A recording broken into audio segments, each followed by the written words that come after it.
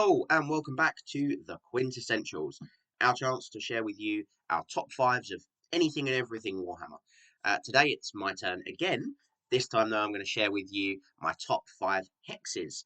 As with my previous Quint-essential, these aren't just going to be from the 8 Laws of Battle Magic from the rulebook. I've scoured the army books too for what I think are the top 5 hexes in the game. So without further ado, let's get hexy.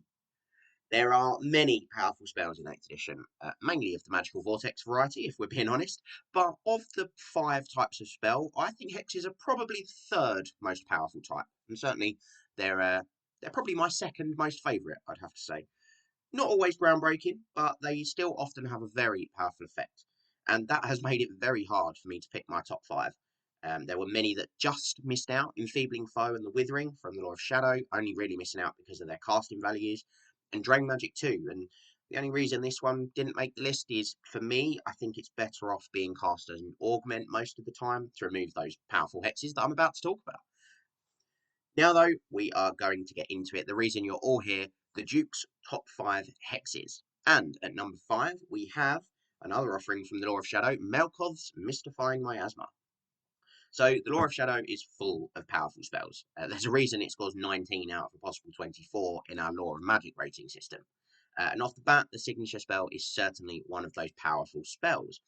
With a cast value of just 5 for the basic version and a range of 48 inches, and the ability to drop one of 4 very important stats by D3. I mean, even the boosted value, which decreases all 4 stats, weapon skill, ballistic skill, initiative, and movement by D3, only casts on a 10. Now, whichever army you're facing and whatever part of the game you're in, there is almost certainly a use for this spell. The only thing really that stops it being higher on this list is that the debuff is random and it isn't always going to be enough to make a difference. For its bargain basement cast value, though, it is always worth having. And being the signature spell, you can guarantee you get it on those level 1s, which it is absolutely fantastic for. With such a low cast value, there really isn't ever a reason to not have this spell. Next up in my top 5, at number 4, is Word of Pain. So we're heading over to Dark Magic for the number 4 slot. Word of Pain is actually very similar to Miasma, which we just looked at. It decreases stats by D3, starting with weapon skill and ballistic skill. It casts on just a 9, so again a very low cast value, although it does only have a 24-inch range. I say only, it's still more often than not enough. For just 3 more on the cast value, you can also decrease initiative and strength by D3. Now, strength is the big one here. The other 3 stats are good, and you find them in Miasma too, but the fact you can decrease weapon skill and strength in the same spell will make any combat unit significantly less effective, for like a 12 to cast as well. It also synergizes very well with the rest of the lore. Dropping strength from the boosted version synergizes with Ansible's Black Horror, which is like a purple sun but for strength instead of initiative, if you aren't aware. And dropping weapon skill on the base version synergizes nicely with Blade Wind, another spell with a bargain cast value of 9, which makes every model in the unit take a weapon skill check or suffer a strength 4 armor piercing hit. Even dropping the ballistic skill synergizes with Chill Wind, which drops 1 off a unit's ballistic skill if they suffer a wound from the spell. Overall, it's a very powerful spell, which synergizes perfectly with, almost half the rest of the lore. One that you should never really be without if you can help it. Into the top 3 then, and taking that bronze place spot is Curse of Years. A slightly anomalous spell next, and I mean that in the sense that it's a hex spell that directly sort of damages the target, and not many do that. Often hexes are about decreasing stats or hit chances, but there are a few which actually damage their target, and this is one of them. Casting a 12, you roll a dice for every model in the target unit, and on a 6, they take a wound with no armor saves allowed. Now, that doesn't sound very good, and to be fair, if that was the whole spell, it certainly wouldn't be 3rd on this list. As any vampire count or countess will know, though, Curse of Years is a remains in play spell. So unless your opponent sacrifices power dice in their next phase, the unit is hit again by the curse, except this time they're winded on a 5+, and then a 4+, and 3, all the way down to a 2+. And this happens in every magic phase, so by the time you get back to your next magic phase, after casting this, you'll be wounding half of the models in the unit. You may say that only being cast on a 12 means it's pretty easy for your opponent to dispel in subsequent phases, and you're not wrong, it isn't particularly difficult. However, what it will do is draw out probably 3 of your opponent's power dice to get rid of it, which means you're likely eliminating or at least severely decreasing their dice advantage in their own magic phase. So I often find myself casting this spell, doing its damage on a 6s, on the turn I cast it, and then, not really minding if my opponent dispels it in the next turn, because I know that'll mean they probably won't get any spells off that turn at all, outside of, rolling a double 6 or me rolling particularly badly. And especially with an army like Vampire Counts, just stopping your opponents getting spells can often be as important as casting your own. And if they go to dispel it and fail, oh, that is the pièce de résistance.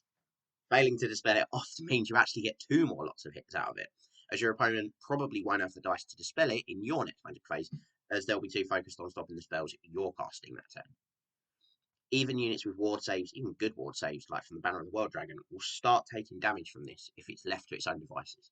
Once it gets down to winning on 3s and 2s, anything, no matter what it is going to be taken off a not insignificant number of models, even if they are a dirty high off for the 2-up ward save. Always the bridesmaid and never the bride next in second place. I've gone for possibly my favourite spell in the game, the Curse of Amrahir. A spell I've used since the very beginning of my gaming career. Curse of Amrahir is the number 4 spell from the Lord of Beasts, but my number 2 Hex. It's cast on a 10, has a mighty 36-inch range, and the target unit treats all terrain as dangerous terrain, and fails dangerous terrain checks on the roll of a 1 or a 2. In addition, they suffer -1 to all their hit rolls. Now that's for both shooting and combat. Now, something I just want to clarify here, in the Triple Crown FAQ, we make it clear that for the purposes of this spell, open ground is a type of terrain.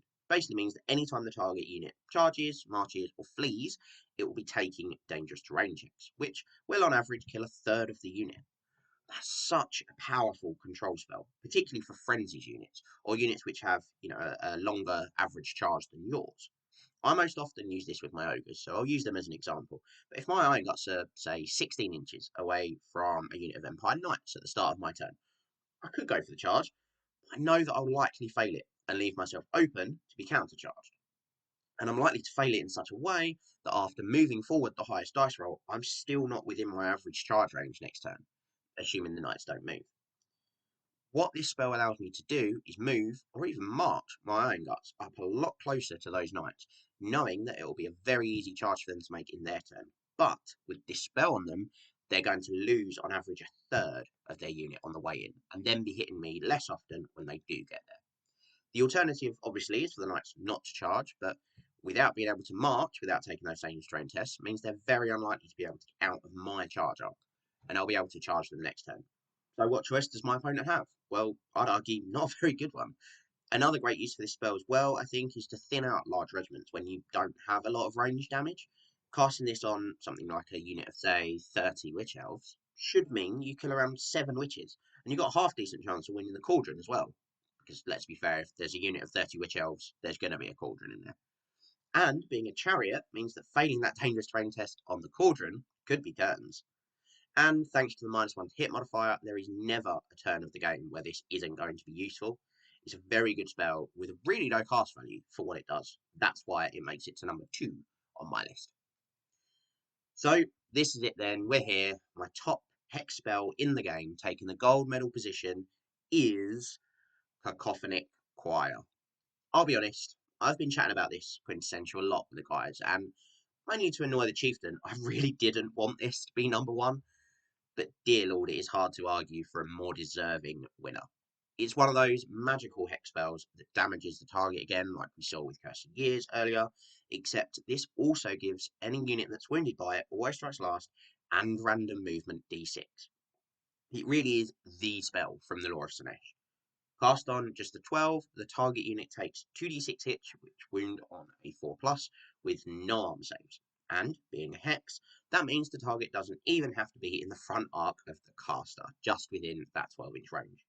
But don't worry, it gets better, because you can bubble this to hit every unit within 12, and they all take 2d6 hits that wound on a 4+, and they all get Always Strikes Last, and random movement d6 if they're wounded by it. It does jump to a 24 to cast the boosted version, but it really is worth it, especially considering the model you're likely to have this spell on being a flying demon prince, something that isn't afraid to get up close and personal, assuming he's the Warriors of Chaos one rather than the Demons one. But we'll move on. And the random movement from the spell means that even against hyper-maneuver opponents, you just have to be able to land within 12, hit them with this, And anything that's left, you're probably going to be able to charge if you want to, as they're not going to be able to get away from you. Truly terrifying spell, whose only real weakness is the fact that it's probably the only spell in the lore your opponent is scared of, so expect them to save all of their dice for it. So that is it. That is my top 5 hexes. Maybe there are some in there that surprised you. Maybe you think I'm mad for missing one out. But make sure, whatever it is, you let us know what you think, what you agree or disagree with over on our socials. But for now, all that's left for me to say is thank you very much for joining me here on the Quint-essentials, and make sure you head back to the Night of the Realm Mustering Ground to check out all of our other exclusive content. Remember to tag your friends and like, subscribe and share. Then head over to triplecrownwargaming.com and become a Knight of the Realm today. What are you doing, mate? You alright? Do it for war!